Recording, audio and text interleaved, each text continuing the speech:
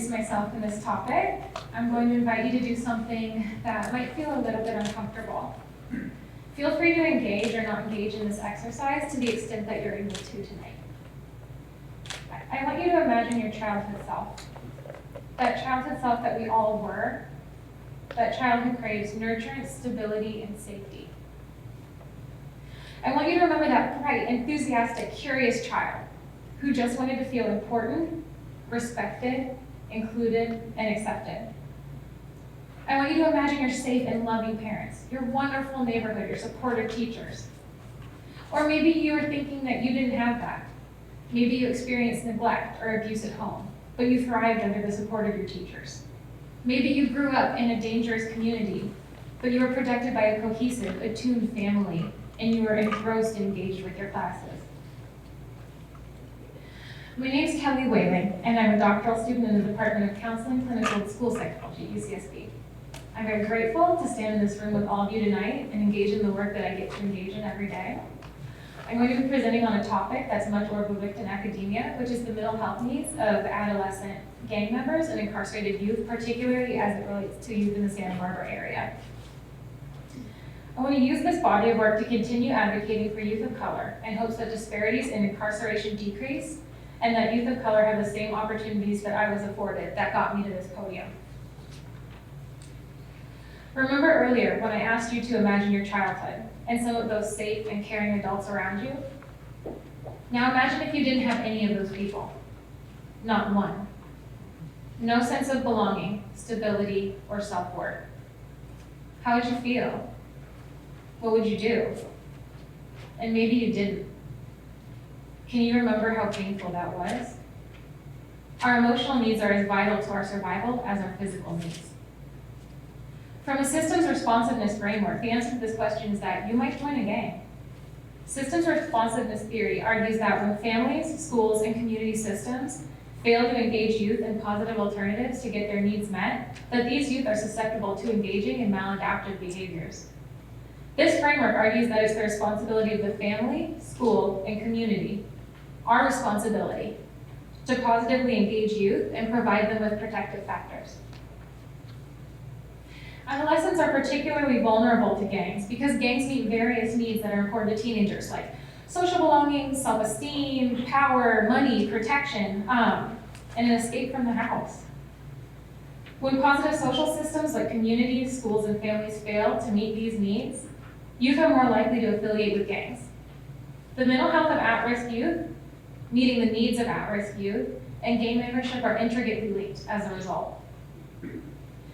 In my program at UCSB, we not only do research in the community, but we also do practice. While being a psychotherapist within a juvenile hall, I noticed that many of the youth that I worked with, who identified themselves as belonging to a gang, were highly traumatized, experienced extreme hopelessness, and experienced extreme suicidal ideation, and a lot had even revealed that they had attempted suicide in the past. When we think of gangs, we often think of harm to others. But what about harm to the self? I wanted to answer that question. So I looked at hopelessness and suicidal ideation in a random sample of 2,000 adolescent gang members and non-gang members in California. I was also interested in seeing if ethnicity played a role, because as Melissa mentioned earlier, Latinx youth do demonstrate really high rates of suicidal ideation. We found that gang member youth and non-gang member youth experience different rates of suicidal ideation. Youth who belong to gangs, regardless of their ethnicity, experience higher rates of hopelessness and suicidal ideation than youth in gangs. Than youth who are not gangs. And youth who are in gangs, who are also Latinx, experience the highest rates of both of these things. So then we did it again. We randomly sampled another 2,000 kids in California. It didn't really change. Again, gang members experienced the highest rates of suicidal ideation and hopelessness, and among those gang members, Latinx youth experienced the highest rates of suicidal ideation and hopelessness.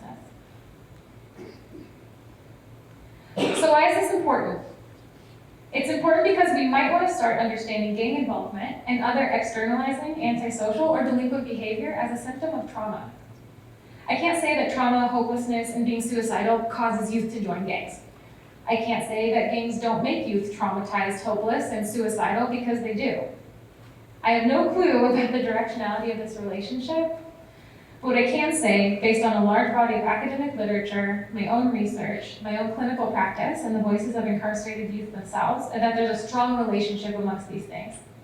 And using a lens of systems responsiveness theory, it is the trauma and the hopelessness that these youth experience that encourage them to join gangs, which is then further exacerbated by their experiences when they're in the gang.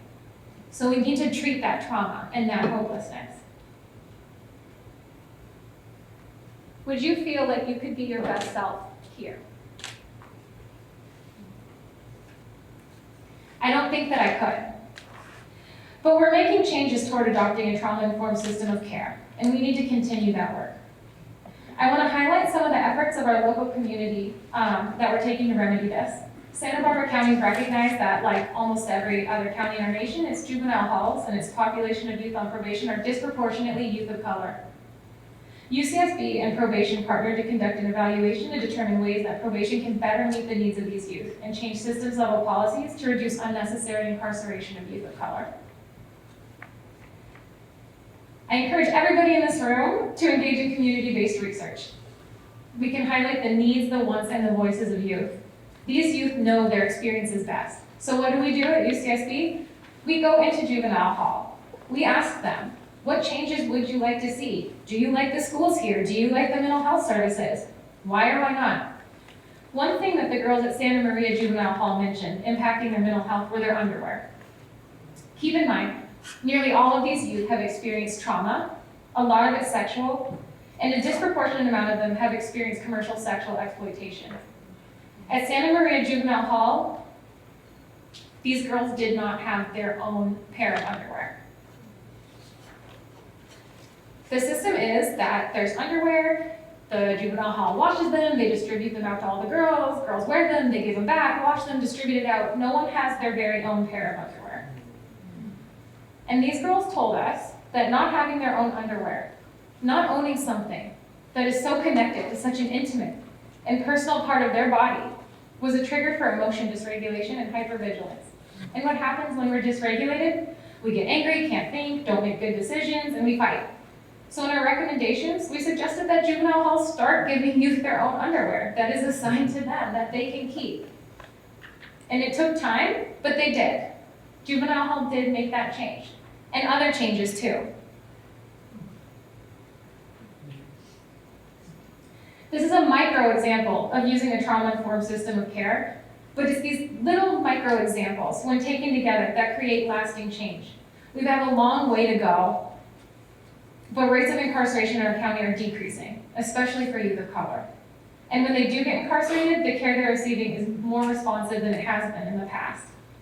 Like I said, there's a lot more work to be done, but everyone in this room can do it. Advocate for systems level changes in our community, investment in after-school programs, and in therapeutic services. Santa Barbara has more nonprofits per capita than any other community in the United States. Volunteer with them. We need to serve the kids in our community, all of the kids in our community. I asked myself what the goal of this talk was, and it's for you to walk away with empathy for youth that might not look like ideal victims of trauma. Recognize that these youth need rehabilitation and therapy, not just punishment, and that our very community, every single person in this room, is responsible for meeting the needs of these youth. We need to build empathy for at-risk, gang-involved, and incarcerated youth so that we can build up systems that don't just punish and exclude them. These systems just make mental health problems and behavior problems worse, and these problems push youth into gangs. We've done better, and we can continue to do better.